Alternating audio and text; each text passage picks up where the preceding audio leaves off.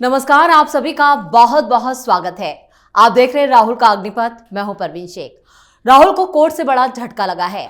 अमित शाह के खिलाफ विवादित बयान देने के लिए उन्हें अदालत में पेश होना होगा। मानहानि के मामले में राहुल ने रांची कोर्ट से व्यक्तिगत पेशी में छूट की मांग की थी, लेकिन अदालत ने उन्हें राहत देने से इनकार कर दिया। अब मानहानि के मामले में राहुल गांधी को भी आम गुनहगारों की तरह कोर्ट के सामने पेश होना होगा। इधर संसद के शीतकालीन सत्र में लोकसभा और राज्यसभा की कार्रवाई 5वें दिन भी हंगामे की भेंट चढ़ गई। राहुल गांधी एंड पार्टी ने जमकर नारेबाजी की, जिस पर स्पीकर ओम बिरला ने सदन को सुचारू रूप से चलाने का आग्रह भी किया।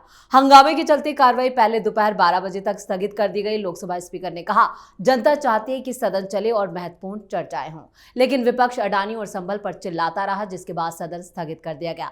तो कैसे रांची की अदालत ने राहुल गांधी को दिया तगड़ा झटका? क्या कोर्ट के आदेश का पालन करेंगे नेता प्रतिपक्ष? क्यों संसद को राहुल ने बनाया है सियासी अखाड़ा? इसी पे चर्चा के लिए स्टूडियो मौजूद है कैपिटल टीवी के executive editor Rajiv Kumar. Sir, आपका बहुत बहुत स्वागत है। धन्यवाद। राहुल गांधी को रांची कोर्ट से एक बड़ा झटका। क्या वाकई अब वो कोर्ट की अवमानना करेंगे या कोर्ट में पेश होंगे? देखिए, वो तो पेश होना ही है। जितने भागते रहेंगे राहुल गांधी, उतनी ही ज्यादा बड़ी मुसीबतें कोर्ट की तरफ से आएगी। ये मामला वही है जिसको लेकर सुल्तानपुर की एमपी एमएलए कोर्ट में भी चल रहा है मुकदमा। ये रांची की अदालत में भी वही मुकदमा चल रहा है, क्योंकि राहुल गांधी ने अमित शाह को हत्यारा कह दिया था। ये बेंगलुरु में प्रेस कॉन्फ्रेंस कर रहे थे, कर्नाटक चुनाव की बात है, और उस समय इन्होंने अमित शाह को लेकर एक टिप्पणी की थी कि जिस पार्टी का राष्ट्रीय अध्यक्ष हत्यारा हो, हत्या के मामले का आरोपी हो, उस पार्टी के सारे लोग कैसे एक्सेप्ट कर सकते हैं एक हत्यारे को अपने राष्ट्रीय अध्यक्ष के तौर पर। और हमारी पार्टी को देखिए, हमारी पार्टी में तो ऐसे एक्सेप्टेंस नहीं मिल सकती, क्योंकि राहुल गांधी कहना चाहते थे हमारी पार्टी में तो सारे चोर लुटेरों को एक्सेप्टेंस मिलती है। राहुल गांधी अगर पूरे कांग्रेस के अध्यक्षों की श्रेणियां देख ले, जितने अध्यक्ष रहे, सोनिया गांधी भी पहले अध्यक्ष थी, राहुल गांधी भी अध्यक्ष रहे हैं, और जब सोनिया गांधी अध्यक्ष थी तभी भी इनके ऊपर नेशनल हेराल्ड के 5,000 करोड़ रुपया हड़पने का आरोप था और ईडी इंक्वायरी कर रही थी, अभी भी कर रही है। राहुल गांधी भी अध्यक्ष बने, इनके ऊपर कई मामले हैं जिसमें भ्रष्टाचार का सबसे बड़ा मामला ईडी ने जो चार्जेस लगाए हैं, उसमें प्रथम दृष्टया कोर्ट ने भी कह दिया ये तो पूरी की पूरी कॉन्स्पिरेसी है, 5,000 करोड़ की प्रॉपर्टी हड़पने की कॉन्स्पिरेसी, क्योंकि ये शेयर बांटे जाने थे। उससे पहले एक कंपनी बनाई जाती है, 4 महीना पहले एक कंपनी रजिस्टर्ड होती है, कंपनी के अकाउंट में 5 लाख रुपए होते हैं। कोई भी इससे बेहतर बिजनेस क्या हो सकता है कि 5 लाख रुपए से शुरू की गई कंपनी, उसके अकाउंट में 5,000 करोड़ की प्रॉपर्टी वाली कंपनी एडजस्ट हो गई। और ये राहुल गांधी, सोनिया गांधी, ये दोनों ने जिस तरीके से 38% शेयर होल्डिंग उसके लिए, उससे तो ये जाहिर था कि इन्हीं दोनों ने मिलकर कॉन्स्पिरेसी की है। भले ही दूसरे जो सहयोगी थे 12% शेयर ऑस्कर फर्नांडिस को, मोतीलाल वोरा को भी दे दिया गया, तो लेकिन ये पूरी कांग्रेस की कॉन्स्पिरेसी थी। इस बात की चर्चा नहीं करेंगे कि भ्रष्टाचारी कैसे किसी पार्टी का राष्ट्रीय अध्यक्ष बन जाता है, लेकिन अमित शाह को लेकर इन्होंने टिप्पणी की थी कि एक हत्यारे को भारतीय जनता पार्टी ने अपना राष्ट्रीय अध्यक्ष बना दिया और सारे कार्यकर्ताओं को भी ह्यूमिलेट किया। लेकिन ये 2 बातें थी उसमें, उस टिप्पणी में। अगर हत्या का आरोप उस समय तक अमित शाह के ऊपर रहता तो ये मानहानि का मामला नहीं होता, लेकिन उस समय तक हत्या का कोई आरोप नहीं था। उनके खिलाफ ये जो मुकदमे दायर किए गए थे, इनकी सरकार थी और इन्होंने सीबीआई इंक्वायरी भी करवा दी। कोई भी स्टेट के गृह मंत्री को किसी इनकाउंटर के लिए कब फ्रेम किया गया है? ये कांग्रेस की सरकारों के समय में ही हुआ। कांग्रेस की सरकार केंद्र में थी और जो सीबीआई का दुरुपयोग करती थी, आज वही कह रही है सीबीआई ईडी का दुरुपयोग किया जा रहा है। यह सीबीआई का कितना बड़ा दुरुपयोग था कि एक तो गुजरात के मुख्यमंत्री नरेंद्र मोदी उस समय थे, उनको गुजरात दंगे के लिए ऐसा चार्ज किया गया कि तीस्ता तलवार जैसे लोग, उसको पहले कांग्रेस ने क्या किया, उसको पैसे दिए और पैसे देकर उनसे ट्रेनिंग करवाई उन लोगों को जो गवाही देने के लिए तैयार हो। ये ट्रेनिंग करवाती थी तीस्ता से तलवार। गुजरात हाई कोर्ट ने कहा, सुप्रीम कोर्ट ने कहा कि आपने गलत किया है, और ये तीस्ता से तलवार के एनजीओ के एक मेंबर ने ही कहा था, उनके सहयोगी ने, कि हमने देखा था 30 लाख रुपया अहमद पटेल लेकर गए थे और तीस्ता से तलवार को गेस्ट हाउस में दिया।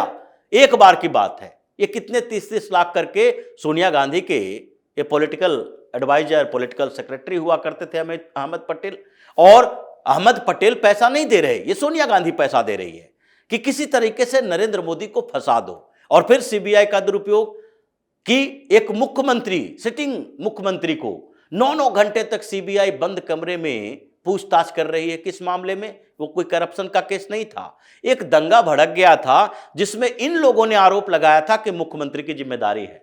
आज तक तो नहीं लगा, आज तक तो राजीव गांधी को ऐसे पूछताछ में शामिल नहीं होना पड़ा जहां पर राजीव गांधी ने सीधे तौर पर दंगे को प्रोवोक किया था, दंगाइयों को भड़काया था कि देखो भाई, बड़े पेड़ गिरते हैं तो छोटे पेड़ हिल ही जाते हैं, धरती हिल जाती है। ये कांग्रेस को इस एंटी तरह के बयानों पर अफसोस नहीं है, लेकिन जिस तरह से अमित शाह को लेकर उन्होंने 2018 का ये मामला है, लेकिन अभी तक कोर्ट में पेश नहीं हुए।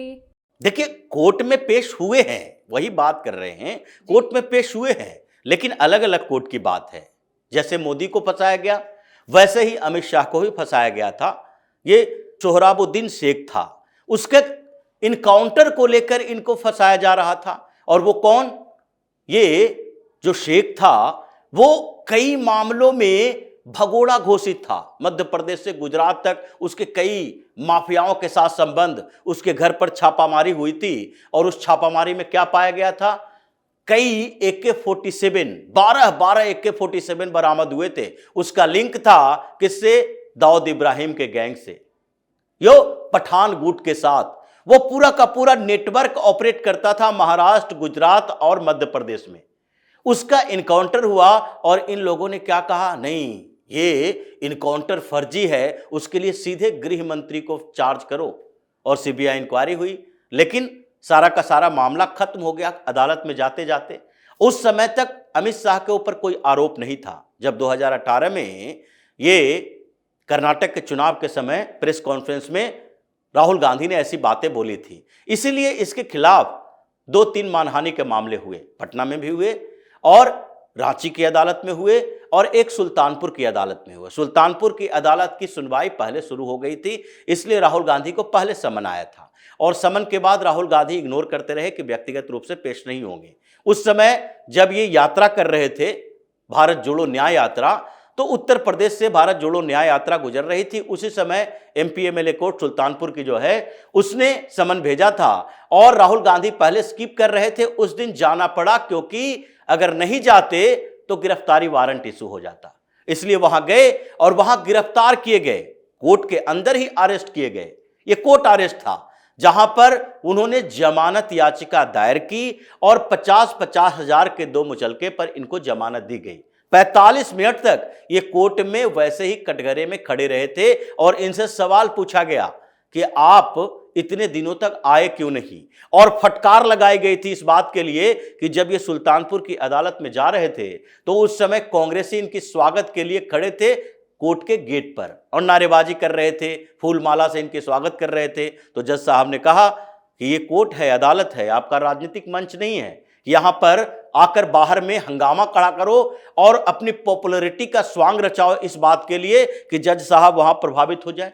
ये सूरत की अदालत ने जब इनको 2 साल की सजा दी थी तो उस समय भी इन लोगों ने यही किया था। हाई कोर्ट में जाने से पहले पूरे गुजरात में कांग्रेसी है जो रैली निकाल रहे हैं, दिल्ली में दबाव बनाने की कोशिश की जा रही है, लेकिन सजा मिली 2 साल की। हालांकि सुप्रीम कोर्ट ने सजा पर सस्पेंशन लागू कर दिया, सस्पेंड कर दिया सजा को, इसलिए ये जमानत पर बाहर है 2 मामलों में। उसी तरह से अब रांची की अदालत ने भी भेजा कि आपको व्यक्तिगत रूप से उपस्थित होकर अपना स्टेटमेंट दर्ज करवाना पड़ेगा। इनके वकील गए कि राहुल गांधी बहुत बड़े नेता हैं, वो व्यस्त रहते हैं, पार्लियामेंट सेशन अभी चल रहा है, उसमें व्यस्तता ज्यादा है, लेकिन इस व्यस्तता के कारण हम उपस्थित हो जाएंगे वकील के तौर पर। राहुल गांधी की व्यक्तिगत पेशी नहीं होनी चाहिए। इस बात के लिए थोड़ी छोटी ही सुनवाई हुई और इसे 7 दिसंबर के लिए डेट तय कर दिया गया है कि उस दिन आगे सुनवाई होगी। राहुल गांधी को व्यक्तिगत तौर पर जाना पड़ेगा। और अमित शाह के मामले में ये 1-2 व्यक्ति की बात नहीं है, भारतीय जनता पार्टी के कार्यकर्ताओं के अपमान के कारण ये 2 याचिकाएं दायर की गई है और इनके ऊपर केस चल रहा है। इसलिए इसमें मानहानि का मुकदमा चलेगा और एमपी एमएलए कोर्ट है, इसलिए तेजी से सुनवाई होती है, तभी इनको सजा भी मिलने की पूरी संभावना है कि इसमें भी कम से कम 2 साल की सजा इनको मिलेगी। और इस बीच संसद में जिस तरह से सियासी अखाड़ा राहुल गांधी ने बना दिया है, उसकी भी काफी आलोचना हो रही है। देखिए, संसद में इन लोगों का 2 तरह से कॉन्स्पिरेसी चल रहा है।